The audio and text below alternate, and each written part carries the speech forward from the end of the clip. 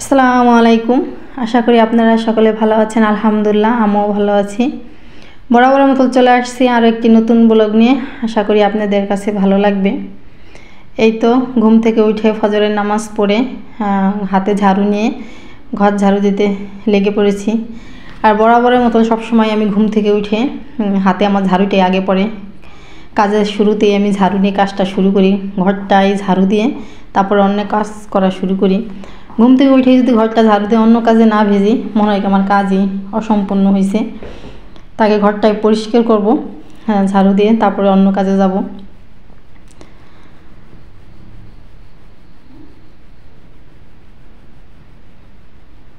আর এদিকে দুইটা টিভি আছে, দুটা টিভি নষ্ট, একটাও ভালো না। আর এখন টিভির কোনো প্রয়োজনই পড়ে না।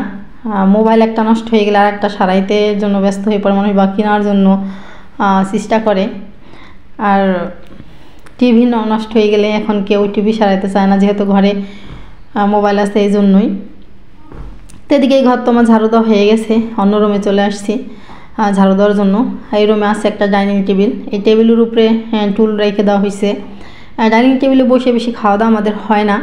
মেহমান অতিথি আসলে সেই সময় খাওয়া দাওয়া হয় বেশি। তাছাড়া আমরা সব বা মাদুর যেটাই বলেন ওইটা বেশি আমরা খাই বেশি, ওইটা বেশি আমাদের খাওয়া দাওয়া হয়। আর ওদিকে উপরে যাওয়ার সিঁড়ি, ওই সিঁড়ির দরজাটা খুলে ভিতরের দিক দিয়ে একটু আমি শুয়ে আনতেছি। যেহেতু আমাদের বাড়ি বেশি মানুষজন নেই, ছোটো বাচ্চা কাচ্চা নেই, ঘর তো প্রতিদিন একবার ছাড়া দুইবার ঝাড়ু দেওয়া হয়, তেমন নোংরা হয় না ঘর। তাই ওই জায়গায় একটু ঘুণ পড়ে, এই জন্য তাই ভিতরে যে আমি ঝাড়ু দিয়ে আনলাম ঘুণ নিয়ে আসে, বেশি ময়লা না। যেহেতু আমাদের বাড়ির চারপাশ দিয়ে অনেক হিন্দু আছে, তো সকাল হলে ওই বাচ্চা কাচ্চারা আসে ফুল তোলার জন্য। আমাদের বাড়ির আবার এই পাশে অনেক ফুল গাছ আছে, তো ওরা ফুল তুলতে আসছে।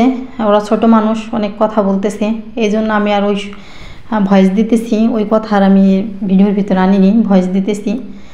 তা আমি আর এত ভয়েস তো দিতে পারবো না, আমি মাঝে মাঝে ভয়েস দিব। তা আপনারা আমার সাথেই থাকবেন, ফুল ভিডিওটা দেখবেন। ফুল ভিডিওটা দেখে যদি ভালো লাগে লাইক কমেন্ট শেয়ার করবেন, সাবস্ক্রাইব করে পাশে থাকবেন।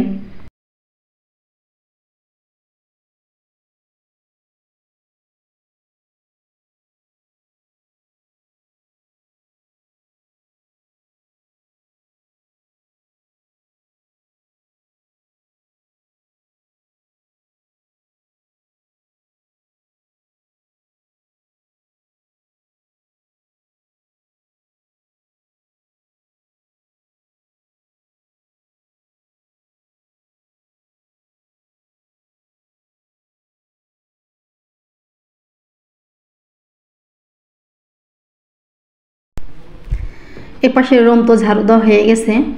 এখন এই যে আমাদের রুমের সামনে একটা রগ আছে, ওইটাকে আমরা রগ বলি।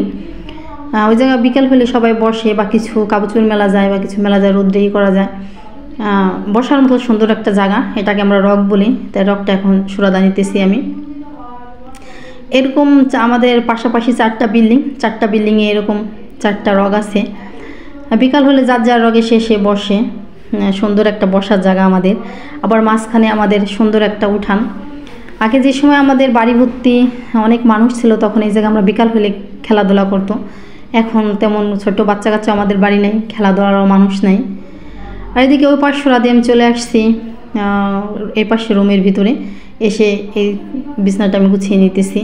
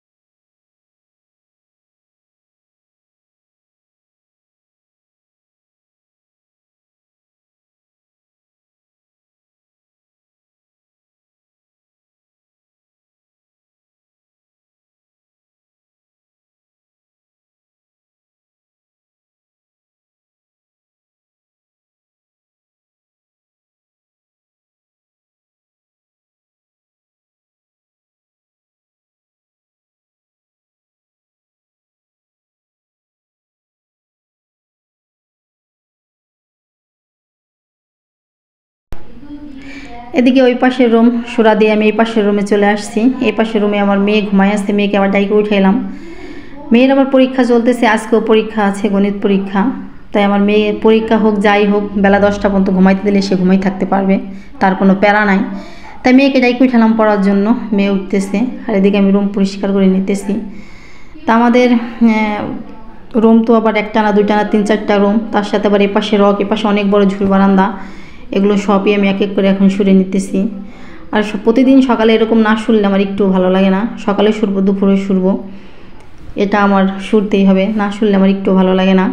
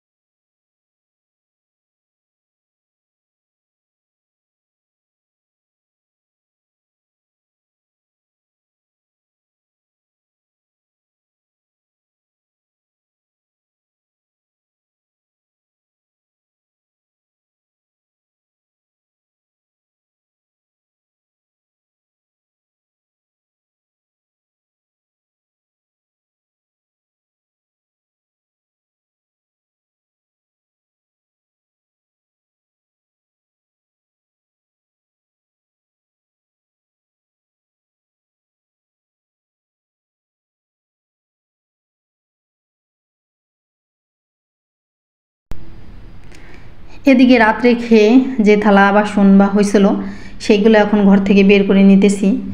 আর যেহেতু আমাদের বাড়ি উঁচু নিচু জায়গা, তাই আমি ঘর থেকে বের করে বারান্দারই সামনে রাখতেছি। এই জায়গার থেকে একবারে টিউবওয়েলে নিব ধোয়ার জন্য। তো বারবার উঁচু নিচু না করে একবারে এই জন্যই বারান্দার সামনে রাখতেছি, জায়গাটা নেওয়ায় আমার টিউবওয়েলে সুবিধা হবে।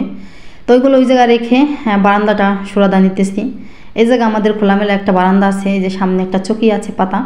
আর শীতের দিনে অনেকে এসে এই ফ্লোরে বসতে চায় না, সেই সময় মানুষ চকিতেই বসে বেশি। আর সেই গরমের দিনে দেখা যায় কি একজন এলে চট করে ফ্লোরে বসে পড়ে। আর আমাদের ফ্লোর সবসময় পরিষ্কার থাকে, আর শীতের দিনে কেউ সহজে ফ্লোরে বসতে চায় না, ওই সময়টাই চকিটা ব্যবহার হয় বেশি।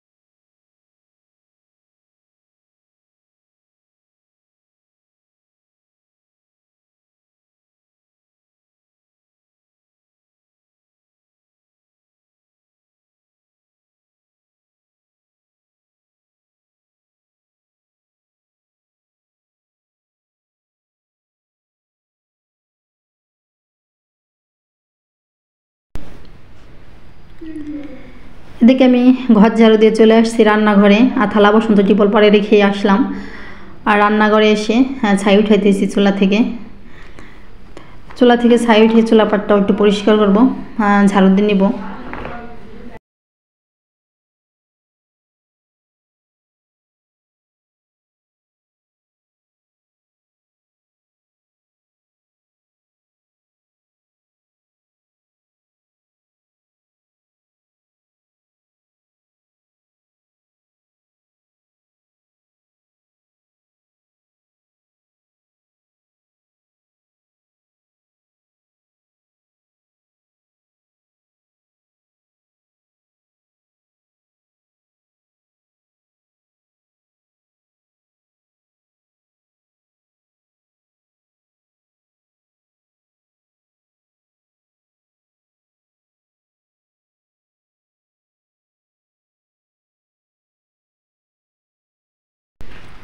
এখন কিন্তু অনেক শীত পড়ছে, আর আমাদের এদিকে তো অনেক শীত এখন।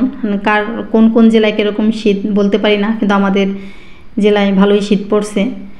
হয় শীতের সময় হয় কি, আমার রাত্রেও কিন্তু আমি উলের একটা সোয়েটার গায়ে দিয়েছিলাম, আমার অনেক শীত লাগছে। এমনকি সকালে ভোরে যখন আমি ঘুম থেকে উঠছি তখন আমার অনেক শীত লাগছে, কিন্তু যখন আমি ঝাড়ু হাতে নিয়ে ঝাড়ু দিতে ভেজে যাই তখন আমার এত গরম লাগে, তখন ওইটা খুলে ফেলি। যে এখন এইভাবে ঝাড়ু দিতেছি এখন কিন্তু আমার কাছে প্রচুর পরিমাণে গরম লাগতেছে। যখন দেখা যায় ঝাড়ু ঝাড়ু দেওয়ার পরে মুখ হাত ধুয়ে ফ্রেশ হয়ে ফ্রি হয়ে যখন রান্নাঘরে যাব, তখন হালকা হালকা আবার আমার শীত লাগে, তখন আবার সেইটা আমি গায়ে দিই। এটা আমার শুধু আজকে বলে না, এটা আমার শীতের সময় এরকমই হয়। আর যদি এক জায়গায় বেড়াইতে যাবে, কোনো কাজ সকালে কাজ বাজ না করি, তখন ওর বেশি শীত লাগে। আর এরকমভাবে কাজ করলে সকালে সত্যি আমার অনেক গরম লাগে, পরে ফিরে হওয়ার পর আবার শীত লাগে, তখন আবার ওইটা গায়ে দিই। এটাই হয় শীতের সময় আমার সাথে। তো এইভাবে শুধু ঝাড়ু দিতেছি, আমার কাছে প্রচুর পরিমাণ গরম লাগতেছে। আর গরমের দিনে তো সোজা কথা ঘামিয়ে একার গোসল করে ফেলি, এরকম অবস্থা হয়।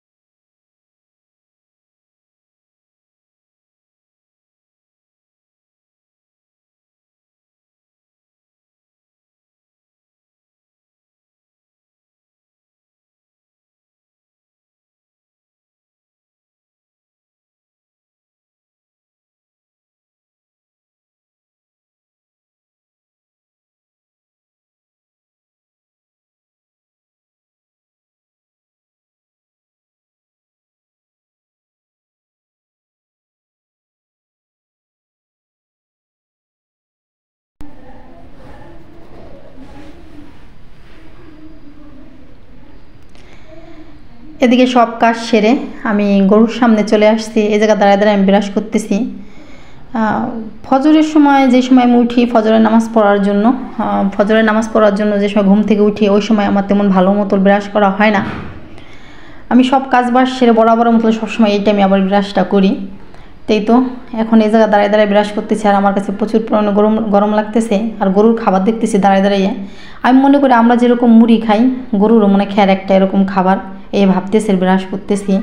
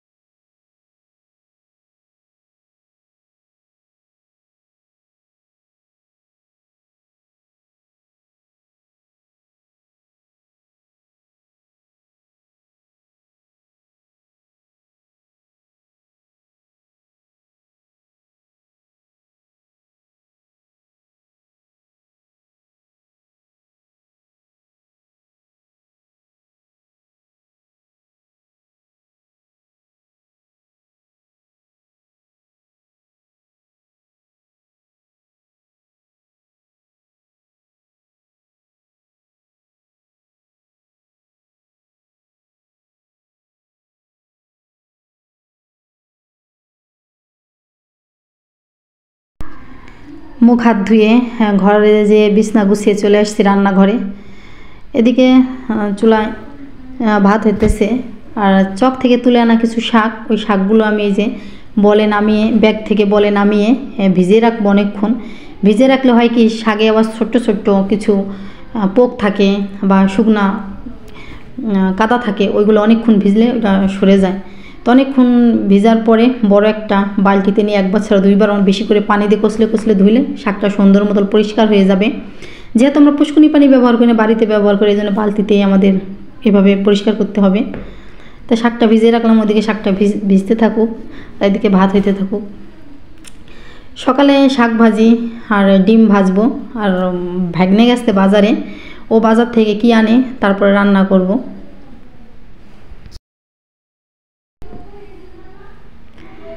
এদিকে ভাত হয়ে গেছে, ভাতটা গড় দিয়ে দিছি আর চুলায় চা বসাই দিছি। তা চাটা হইতে হইতে আমার এরকম শাক কাটা হয়ে যাবে। তা মা আবার এদিকে বলতেছে চাপড়ি বানানোর জন্য, অনেকে চাপড়ি বলে, কেউ গোলা রুটি বলে। তো এদিকে চা তো হয়ে গেছে, মা চাপড়ি বানাইতেছে। তা আমার ভিডিওটা এই পর্যন্তই, বেশি বড় করব না। সবাই ভালো থাকবেন, সুস্থ থাকবেন, আল্লাহ হাফেজ।